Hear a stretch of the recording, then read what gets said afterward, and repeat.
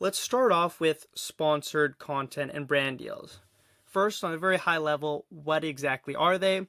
Well, they're one of the most common ways that influencers can make money. And pretty much what happens is a brand will pay an influencer to promote their products through your Instagram, whether it be posts, carousels, stories, or reels. And again, you don't need millions of followers. In fact, a lot of times what businesses are looking for is engagement, right? They want to ensure that the products that they will be promoting through these influencers are going to be very engaged. So you want to make sure you have a lot of comments, likes, shares, all of that to show businesses that, yeah, this person is someone that, they have a good community. They see the comments are from people that might be consumers and they actually are showing kind of positive signs there. And from working on the business side, you might be wondering, what are the key things that you should be aware of when businesses are looking for potential influencers? Well, the first thing I want to talk about is location. A lot of times, businesses are looking for influencers in specific locations. For example, I'm from Vancouver, BC. Let's say a business wanted to promote wetsuits, maybe for scuba gear, surfing, kayaking, anything like that, right? So they're thinking that closest place here would be Tofino, right? Tofino, BC, the best place for surfing in Canada. So they're going to be looking for influencers, obviously, in those niches.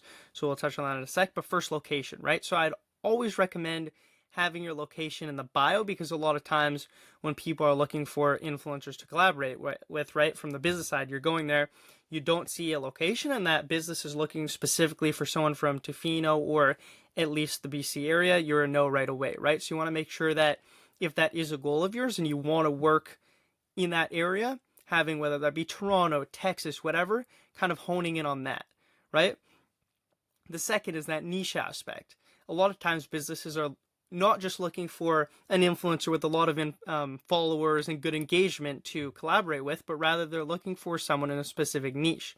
For example, in that Tofino example that I was talking about, scuba gear, right? Wetsuits. So you'd be looking for someone doing scuba diving, doing surfing, kayaking, any water sport really. So you want to really emphasize that let's say you're a surfer, right? So you post surf content of you surfing, kind of educational content of you talking about boards, different products, things like that. That's exactly what a business would be looking for, because they want to understand exactly what your content, what your personal brand is about. And from that, they can better understand that by this influencer promoting my gear, it's going to perfectly align with my brand as well, and as a result, be a good fit for this collaboration. So those are kind of the key things that I'd have in mind. But obviously, when you're starting out and you've got a small following, you might not have a lot of people reaching out to you, right? Especially when you're kind of just starting out. But that doesn't mean that you can't still get brand deals at just 1,000 or so followers. So what would I recommend then? Well, I would recommend finding brand deals yourself. So this is reaching out to businesses that align with your niche. If, let's say, on a different example, I'm a runner and I want to find some kind of running business to collaborate with, I'd probably not start with the biggest ones like Hoka, Nike, Adidas. I'd probably try and find maybe on LinkedIn or Instagram or what have you, really anything, kind of a smaller business that you can kind of work together and grow alongside each other in that running niche. And then what I do is I craft a personalized email or DM explaining why you're a good fit.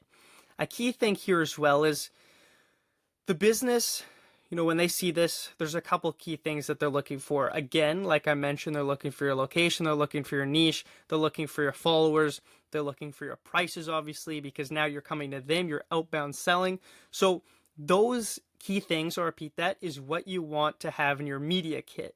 Now, a media kit is extremely important, both when someone is coming to you to find brand deals and when you're going outbound and selling to other people.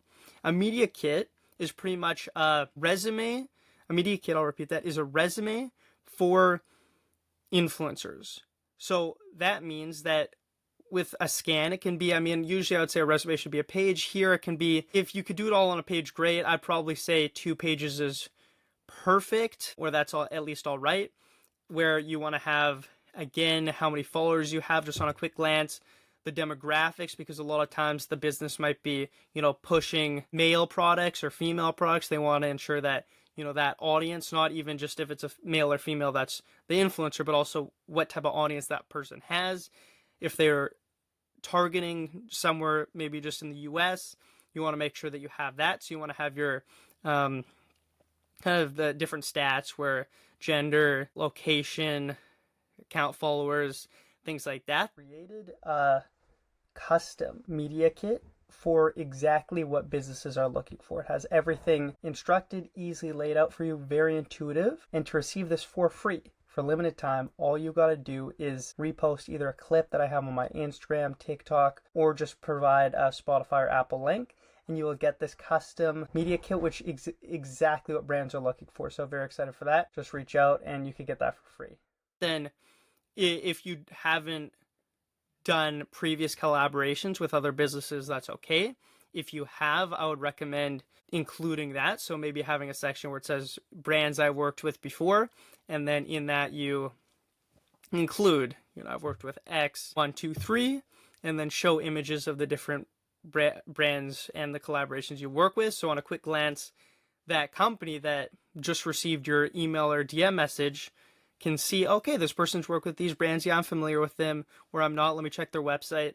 And then that gives you kind of proof right there that this person is legit and they've done some things before you came to them. So media kit is crucial, both if you're sending out messages or not. But again, you don't need a big following. You can send out messages really whenever, and maybe you won't get paid. Maybe you could just get, a couple things from the company to promote the business, but really it's a win-win. It's starting out and you guys can grow together. So that's the first thing. If let's say you are pricing that, that's a tougher question. If you guys have any further questions, always comment. You can email me. I'm happy to talk in more details about certain topics. But really a key thing here is understanding your following count, engagement rates, kind of trying to see what other influencers are doing to get an idea. I'm not going to talk exactly about the pricing right now, but there's a couple different strategies you can use, and you can search more of that online. So I'm just going to go over that right now. If you have any personal questions, let me know. So that's the kind of the most important, the most common one is those different sponsored and brand deals with companies.